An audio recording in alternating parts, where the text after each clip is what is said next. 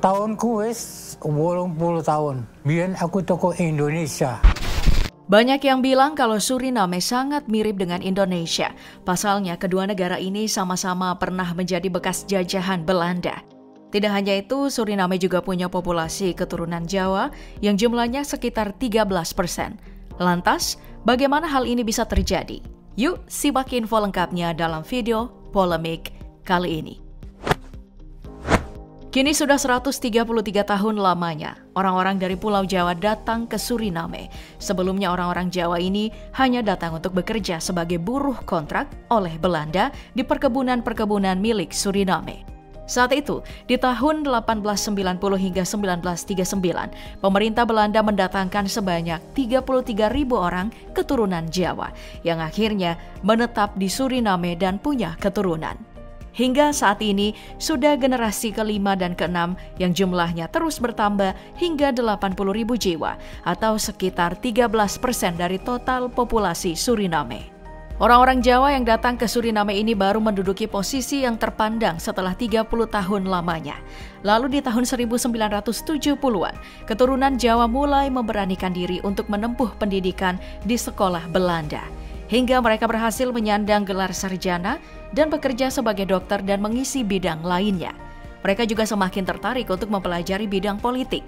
Tepatnya di tahun 1940-an, mulai muncul partai-partai yang dibentuk oleh keturunan Jawa. Salah satunya adalah Persatuan Bangsa Indonesia Suriname atau PBIS. Pelan-pelan orang Indonesia pun mengisi jabatan politik Suriname. Meski belum ada yang terpilih sebagai presiden, namun beberapa sosok penting pernah menduduki kursi kementerian. Sebut saja Raymond Sapon yang disebut-sebut pernah mencalonkan diri, namun jumlah suaranya masih belum memenuhi perpolitikan Suriname.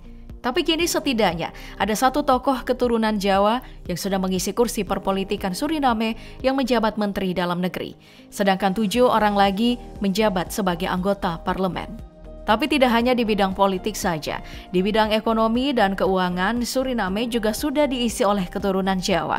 Misalnya pendiri Vina Bank dan Trust Bank Amanah, sebuah bank syariah yang didirikan di Suriname, yang gak lain adalah keturunan Jawa.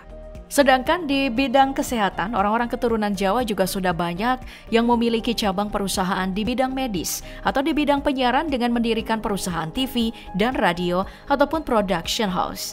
Lalu di bidang pendidikan kebudayaan, ada tokoh yang kini menjadi kepala arsip nasional, guru, hingga dosen di sekolah-sekolah.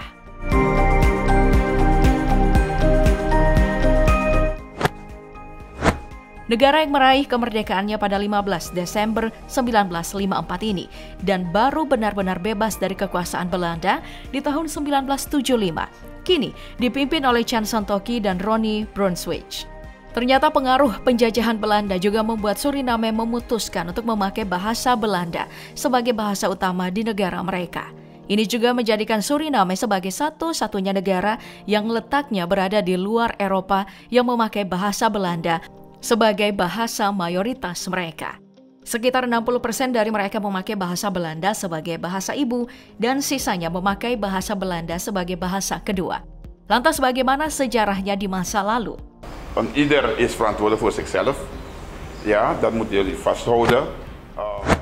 Suriname sudah dikenal luas sejak abad ke-15. Suriname menjadi salah satu negara yang letaknya berada di Amerika Selatan. Negara ini menjadi salah satu negara terkecil dan hanya memiliki luas wilayah 163.000 km persegi saja.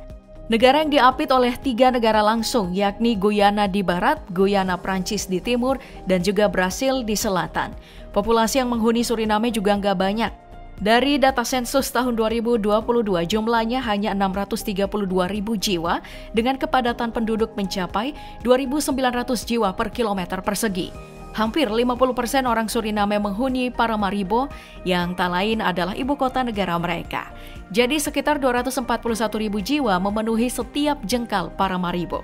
Uniknya di antara jumlah penduduk Suriname itu terdapat 75.000 jiwa yang punya keturunan Jawa. Dari kesehariannya mereka juga memakai bahasa Jawa seperti di Pulau Jawa. Meski begitu, bahasa Jawa di Suriname yang bahkan sudah dipakai lebih dari 1 abad lamanya punya perbedaan yang cukup signifikan. Fakta ini dibuktikan oleh sebuah penelitian yang dilakukan oleh seorang mahasiswa S3 Radboud University yang bernama Sophie Villarius yang menemukan perbedaan yang gak hanya dari segi kosakatanya saja, tapi juga dari tata bahasanya. Potawai, orang Potawai Jawa Suriname. Terus mari isin di rumah. Meski ukurannya terbilang kecil, namun jangan salah, Suriname juga masuk dalam daftar negara dengan ragam etnis terbanyak. Mulai dari etnis India Timur, Marun, Kreol, Jawa, Amerindian, sampai etnis Tionghoa juga ada di negara ini. Tak heran karena Suriname memang banyak terjadi pernikahan campuran antara berbagai kelompok etnis dan membuat negara ini punya populasi yang kebanyakan berasal dari etnis campuran. Selain beragam etnis, Suriname juga menjadi surganya hutan hujan tropis yang sampai saat ini masih banyak tanah-tanah yang belum terjamah tangan manusia. Hutan hujan tropis ini juga dipakai sebagai rumah bagi flora dan fauna yang jumlahnya juga beragam. Untuk melindungi hutan mereka, Suriname menjadikan beberapa hutan sebagai cagar alam, cagar budaya, hingga masuk dalam daftar situs warisan dunia UNESCO.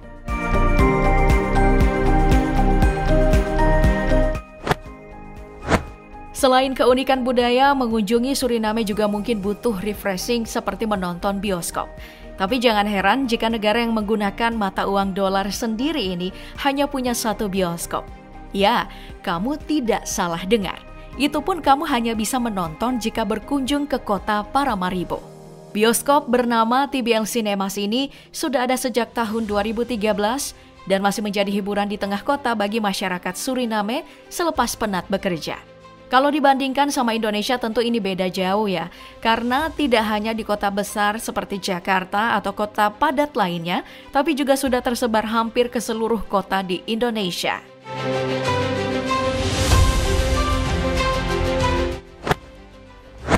Lalu, bagaimana masyarakat Suriname menghabiskan waktu mereka? Ya, beberapa festival digelar sebagai salah satu ajang pengenalan budaya hingga daya tarik wisatawan. Tak heran kalau negara ini menjadi tempat dengan festival yang cukup beragam. Mulai dari perayaan Holi bagi umat Hindu yang mengisi 30-40% populasi Suriname. Perayaan ini hanya dilakukan sekali dalam setahun dengan menyanyikan lagu perayaan Holi dan saling menyemprotkan warna. Sama dengan beberapa kota lainnya, perayaan Holi di Suriname juga akan diawali dengan menanam tanaman minyak jarak beberapa minggu sebelum hari H. Tanaman ini yang nantinya akan dibakar pada perayaan Holi dan dinamai dengan Holika. Mereka juga akan menyajikan berbagai jenis makanan lezat dan khas perayaan Holi, seperti bara, gulgula, cutne asam, dan bola kentang. Selain hari Holi, mereka juga melakukan perayaan lainnya seperti hari Natal, hari kedatangan Jawa, hari kedatangan India, hari Marun, Dilwale, sampai perayaan Idul Fitri, dan puluhan perayaan lainnya. Selain itu, hari kedatangan Jawa ini diperingati setiap tanggal 9 Agustus. Perayaan yang dilakukan oleh masyarakat Jawa ini dilakukan untuk memperingati beberapa tahun mereka sudah tiba di Suriname. Perayaan yang juga dinamai dengan Dag der Javanese Immigrant ini akan dirayakan dengan beberapa pagelaran seni dan budaya. Sama halnya dengan Indonesia, Suriname juga masuk dalam daftar negara yang paling toleransi bersama perbedaan termasuk perbedaan agama. Sebagai negara yang toleransi agama, tak jarang kita temui bangunan sinagoga Yahudi sebelah-sebelahan dengan masjid. Bahkan negara ini juga punya aturan dan hukum yang ketat bagi siapa saja yang melakukan diskriminasi agama. Juga berlaku hukuman penjara bagi yang ketahuan menebar hasutan kebencian atas nama agama. Dari data ditemukan bahwa Suriname memiliki setidaknya 48,4% pemeluk agama Kristen atau hampir 1/2 dari total jumlah penganut agama di Suriname. Sedangkan sisanya 22% menganut agama Hindu, 13,9% menganut agama Islam, dan sisanya menganut agama Winti atau masih memegang kepercayaan terhadap saksi-saksi Yehuwa.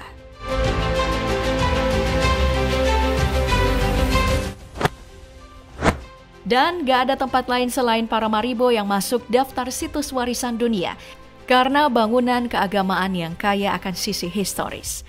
Di Paramaribo, kamu bisa melihat keindahan kawasan kota tua yang terdapat bangunan-bangunan tua peninggalan Belanda dan terbuat dari kayu. Di sekitar kawasan itu juga kamu bisa mengunjungi museum dan benteng Fort Zeelandia untuk belajar soal sejarah Suriname dan belanja oleh-oleh khas Suriname tentunya. atau kawasan Klein Waterstraat yang biasa dipakai sebagai tempat nongkrongnya para turis asing karena di sana banyak hotel, kafe serta tempat hiburan, juga lokasi kasino.